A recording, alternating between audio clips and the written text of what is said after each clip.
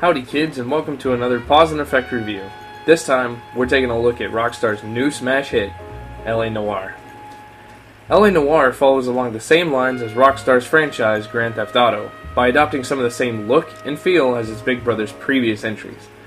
Though they may look the same on the surface, when you start to get into the meat of the game, you notice some very big differences. The first thing you notice is the facial capture. Team Bondi has developed a new way to do motion capture and facial recognition, which is what allows the biggest game mechanic in LA Noire to work. It's unbelievable. You have to ask questions from suspects and witnesses and determine whether or not they're lying.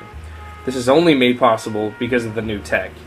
Though sometimes the answers involve a lot of eye scissoring, as you get further into the game, it's the little human subtleties that make it very satisfying to catch a perp and a lie. What's the first thing you think of when you start off playing a GTA game? For most people, it's, this game is a sandbox and it's my world to do with what I will. LA Noire pulls all of that in check.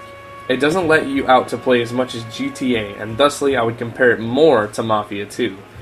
Mafia 2 was very linear with almost no deviation from the storyline. The same can be said for LA Noire.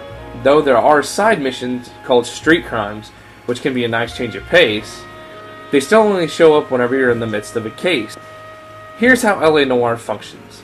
You play as Detective Cole Phelps, following his journey from one case to the next, and one department to the next. Interspersed in between these cases are flashbacks from Cole's tour in World War II, where he was a lieutenant in the Marines. The cutscenes will give you some insight into the overarching storyline. During some of the cases, you'll find newspapers that will allow you to watch a cutscene from a separate storyline. As you proceed through the game, you'll begin to see how it all ties together. It's actually kind of like watching Inception. We have to go deeper. The storylines are what keep you entranced and make it difficult to put the controller down. Though, the way that they've assembled the cases does have a tendency to make some of the game monotonous. You start off each case by going to crime scene A, walking around, finding clues, talking to perps or witnesses, and then going to place of interest B. This is how the entire game works. The storylines are what make it good. The stories are masterfully written, though one section of the game pulls almost entirely from the movie LA Confidential. The downside to this sort of search and discover gameplay is the way that they've assembled the mechanic itself. When you come across a clue, the controller vibrates and there's a little ding, like this. Missed it? Try this. Yeah, I didn't get it either. It's subtle and sometimes can be mistaken for a simple tone in the music.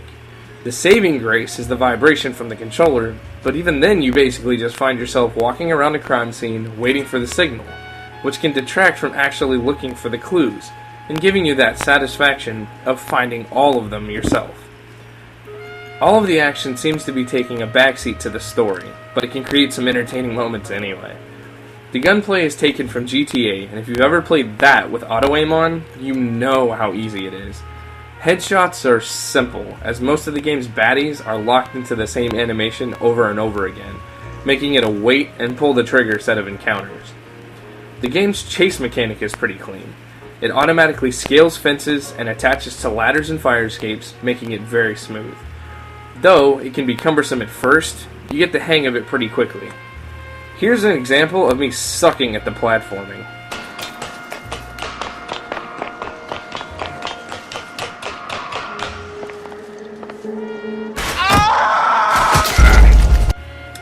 Whether on foot or by car, there are some good chases that can end in awesome fashion. Tiernan, LAPD!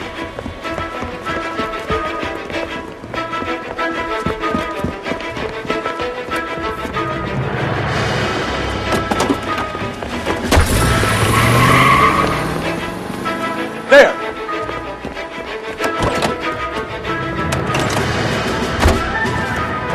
What are you waiting for? Get after him! We might go faster if we weren't carrying the extra weight. These are flashy cars to be parked outside a bowling alley. The lanes attract a fast-living individual with money to burn. Or a middle-aged individual with the need to feel virile. Keep it steady and I'll try to bust his tires! Hit him, Cole! Spit him out! Another runner. At least we got a suspect.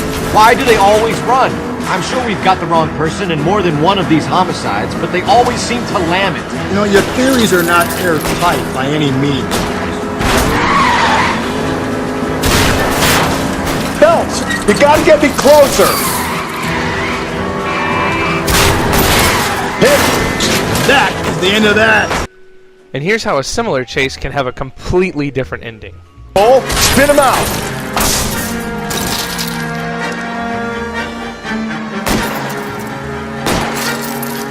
Keep it steady and I'll try to bust his tires.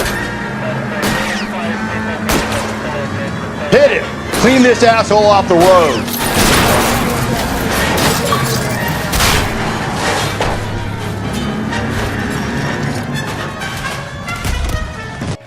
The music does a very good job of capturing the overall feel of the era and also creates some memorable moments.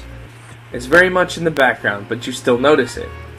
They've done a wonderful job of mixing the sound into an intricate setting, but as a society of critiquing and ever-expanding gamers, it's the quality that we expect in a huge project from a top-tier developer or studio. The game has quite a lot of content, and a lot of room for DLC, some of which is already out with a few more cases that have been released, and a whole slew of outfits that can be purchased. Mostly those are just aesthetics though. All in all, Rockstar has knocked this one out of the park, and I highly recommend their newest entry, and look forward to the future for what could be their next huge series. Until next time, this has been Pause and Effect.